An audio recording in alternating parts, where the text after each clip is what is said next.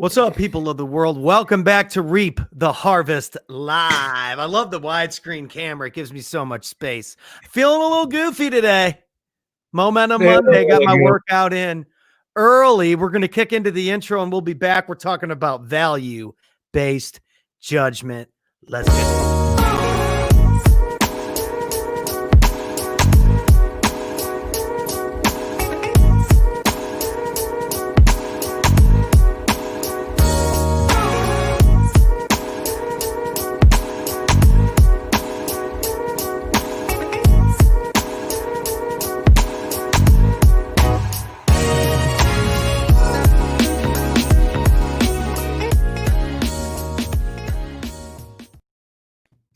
I love it. I love that beat. Matt in the mix.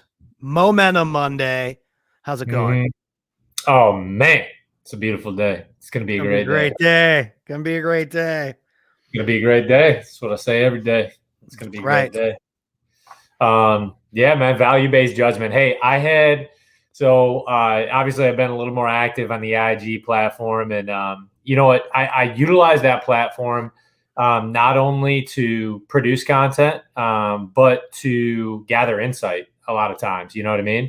I'm always very in tune of what I'm internalizing, what I'm bringing into my brain. I just made a post late last night. We do a thing called gratitude walks. Every day we take a gratitude walk, and I do an evaluation every single day on what kind of energy I'm emitting, right? That I'm bringing out to the world, and what kind of effects am I having on people, right? And even from like the smallest thing is smiling, right? I want to smile, a lot in a given day. I don't have a certain number, but I want to smile a lot. I love to laugh, and it's just something that that produces a lot of positivity overall. So, anyways, I was on IG for a moment. I try to actually really consolidate my time on Instagram because I don't want it to obviously become a dictator of how I just move in a given day. But there was this one little piece that I came across, and it was from our boy Brad Lee. Shout out to Brad Lee. Appreciate the content that he's putting out there. But it was on his podcast that it was just basically on value-based judgment, right? And how do I start making decisions? John Gordon is a big believer in value-based judgment. But it's how do I start making decisions, not based off monetary benefits, but strictly off of your core values, right? Ed Milet made a good example of this the other day. And he said, he was just like, honestly, I did one of the hardest things that, up to date, that he thought was the hardest thing that he had done in his entire life. It was send his kid off to school. Right? I saw that one. I saw that clip on his page. Yeah. And so he sent his kid off to school, and he's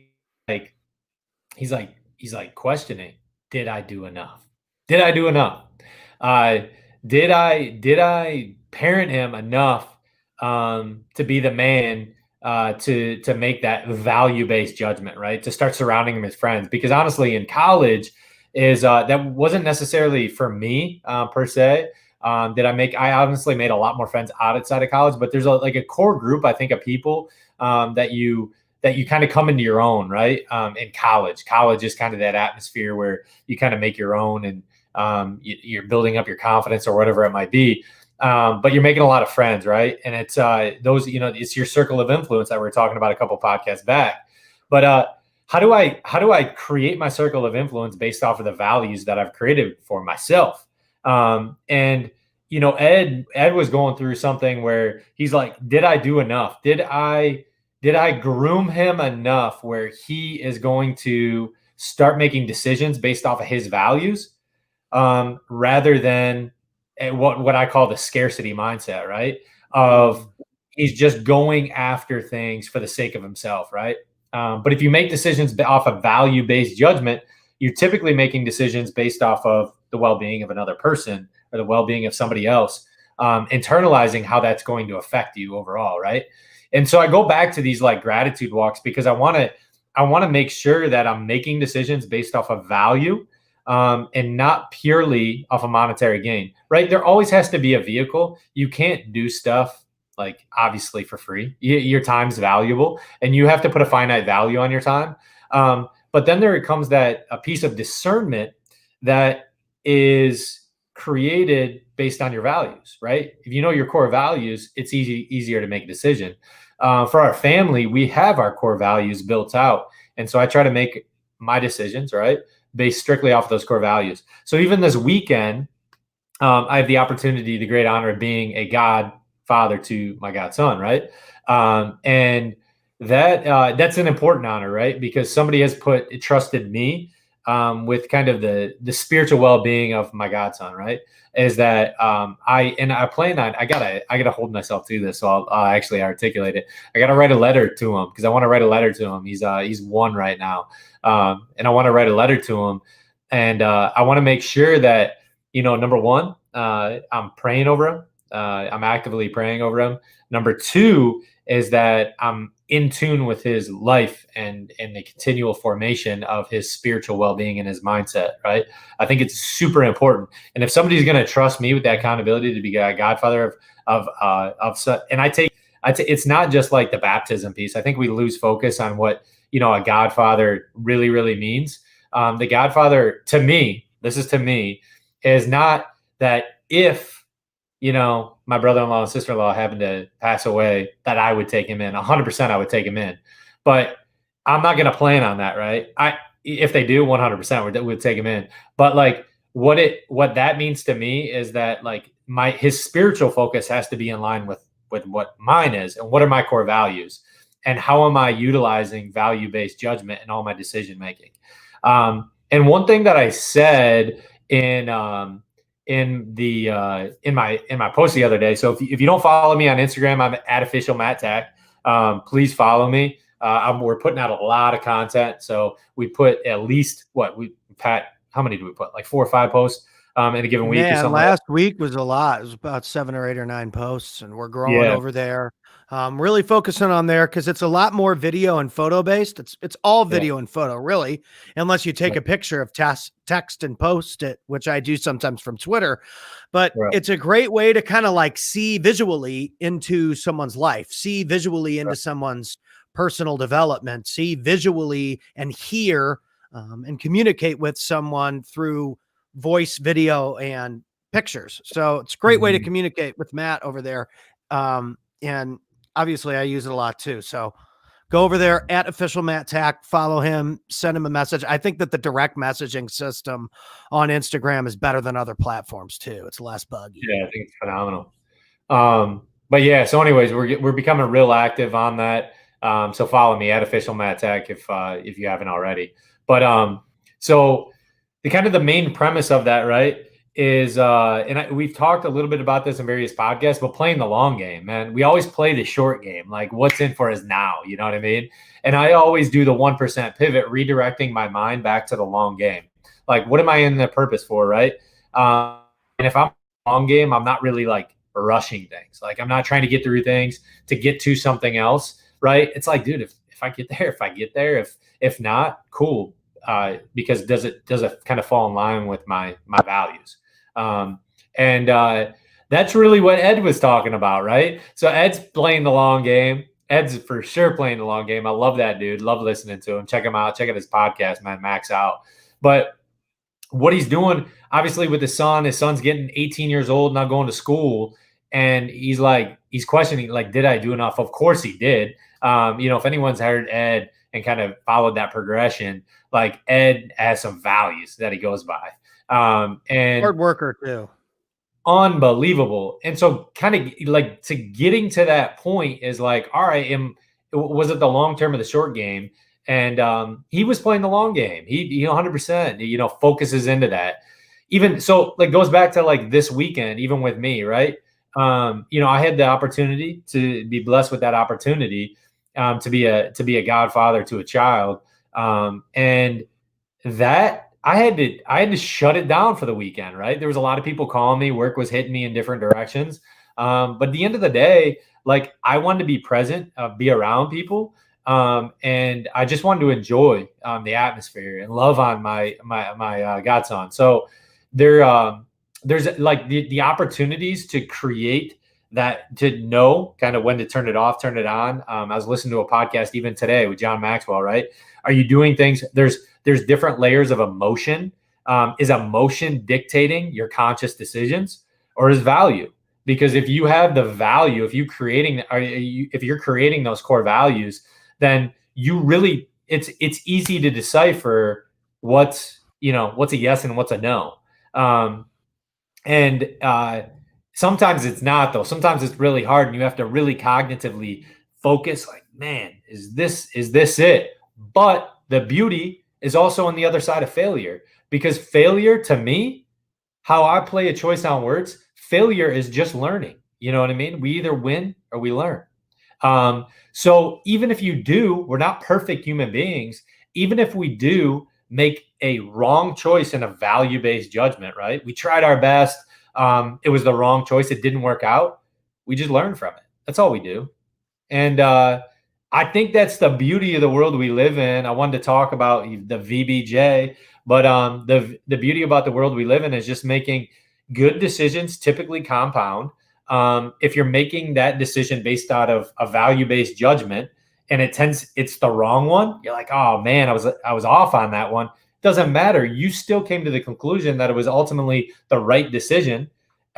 We learned from it. We either win or we learn, and now we're on to the next one, right? So it's one of those. It was really cool. It was eye opening. I liked the value based judgment. Just really internalizing that as like kind of the core values you live by, and making decisions based off of those core values.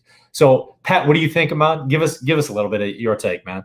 Man, I mean, there's so much to that. I mean, you're hitting it on the head. Everybody has something that drives them. Everybody has a reason behind why they do what they do, or a reason behind things they're passionate about, or some people call it their purpose or their core values or their mission statement or whatever. You know what I mean? There's a lot of ways to describe what your goal is, and how you're going to act and hold yourself accountable throughout life to achieve those Mhm. goals.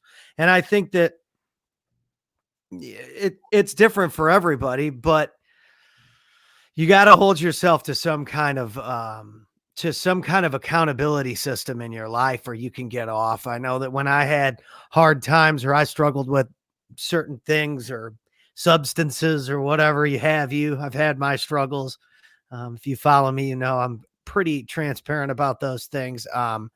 I would find, looking back, that I was not following the details of certain elements or values that I kind of had set in place. I was maybe straying a little bit away from it.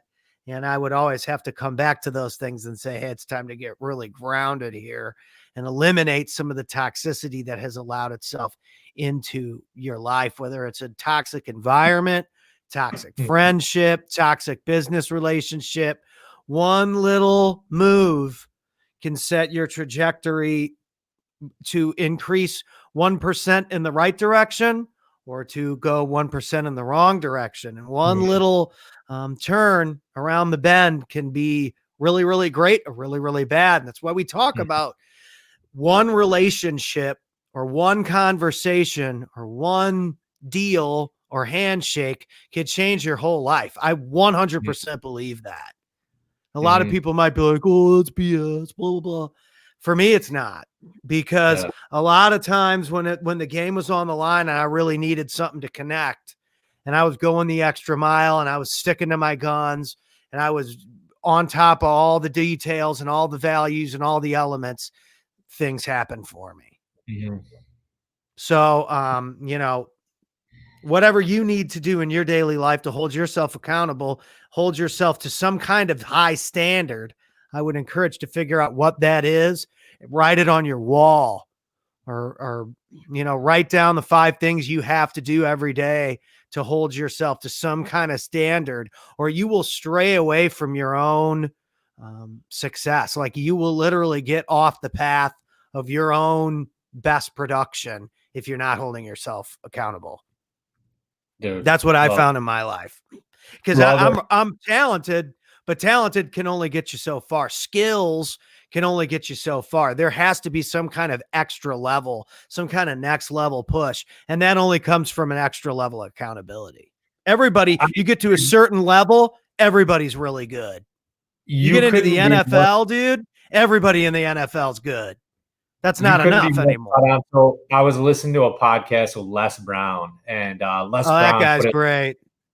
Les Brown put it like this. He's like, and he got to spend a day with Maya Angelou, which how cool is that? That would be Oh, yeah. sick. So he and I got kind of put it in context, but he's like, dude, everyone has like you get to a certain level, and he was just naming off some of the greats, and I don't love that all the time because I love like the greats. People know the great names, but there's a lot of people that are really good, and we don't know their name, but they had coaches too Right. along the way. But like Tiger Woods, right? He was saying Tiger Woods. If you base everything all off of talent alone, Tiger Woods without his coach probably wouldn't be the Tiger Woods, right? There's a lot of coaches that were in Tiger Woods' life, specifically his dad, right? I was about to say, wasn't his dad on him? Yeah. Would Tiger Woods be Tiger Woods? If he didn't have Hank Haney, would Tiger Woods be Tiger Woods? You know what I mean? He probably did. Tiger Woods probably don't want anyone to say that, but like I think they're at kind of odds. But Hank Haney, he developed kind of Tiger's swing early on to be just mind-blowingly good, right? And so then Tiger Woods, right? Phil Jackson. Would Michael Jordan be Michael Jordan without Phil Jackson? Would LeBron James be LeBron James without Eric Spoelstra?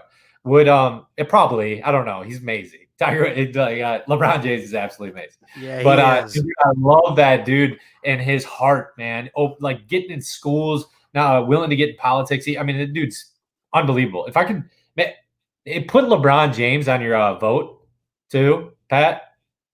Put him On on my Twitter. poll. Add him to your poll because LeBron James need to be added for president. I like him. I still take Ali. I still take Ali as a legend over Bron.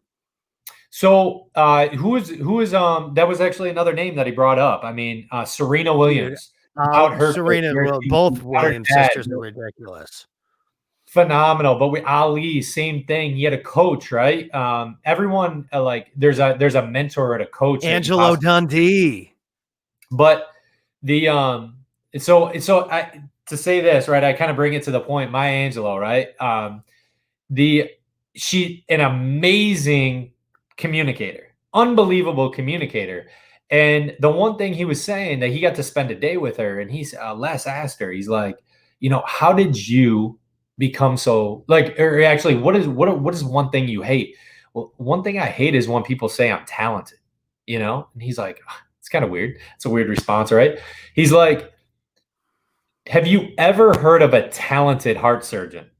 Yeah, that's like what I said earlier. Like everybody's got talent at a certain level. I'm glad you brought that up.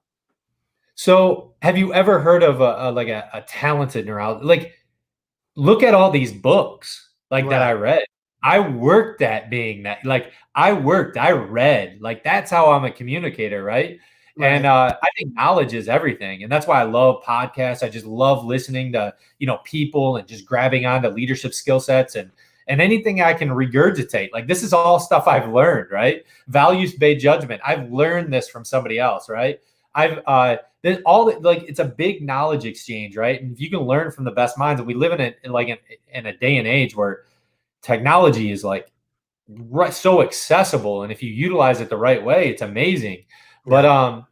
But as far as what Maya Angelou was talking about is like, how can I be an amazing communicator? Well, I can start reading, right? Of some of the best communicators in the entire world. Like that's the same thing Les Brown, right? Les Brown was saying he used his obstacles to then create a platform himself, but like he then grabbed onto other people that he could eventually learn from and grow into something much greater, right? And he had a profound effect. And Les Brown's an amazing human being. So, I mean, these people that can just touch your life, we can utilize podcasts. I mean, I call like mentors that are beyond me. I mean, mentors are podcasts to me, right? But I also have other mentors in different arenas that I can latch onto, that I can talk to, and just really just that feed me. So And that's the anyways, cool thing about Instagram, and I am going to plug you one more time, is if you follow Matt, what we do is we take a lot of these nuggets that we talk about and shave them down a minute, 2 minutes, so you can get a little golden nugget, short and swift and crisp, to get something that can get your brain on the right frequency. Sometimes, right. man, I'll hop on because I'm always online. I'm building content for people. I'm posting on YouTube, and I hop on and I look at some channels that I know got something going on, and I'm watching somebody close some deals or speak, or Ed Milet's got some kind of quote. And sometimes that will ring a certain frequency in your brain that gets you, Yeah. resonating on the same frequency with those people. And when you consistently have that coming across your news feed, it's good. It's good for the brain. So you control what you see online. I've said this a million times too. If you're seeing stuff online you don't want to see, unfollow it. If you think Pat's comedy videos are annoying, nope, it doesn't hurt my feelings. You can unfollow the page. No big deal. Stick to Reap the Harvest. So you gotta do that for yourself. Right. Yeah, you should follow Matt no matter what. But you got to do that for yourself. And you owe that to yourself to have consistent things that resonate with you coming through your news feed. You're in control of that. Absolutely. Hey, well, let's wrap it up, man. I thought it was fair today. Yeah, Appreciate good times. you. Good times. Follow me at Official Matt Tech.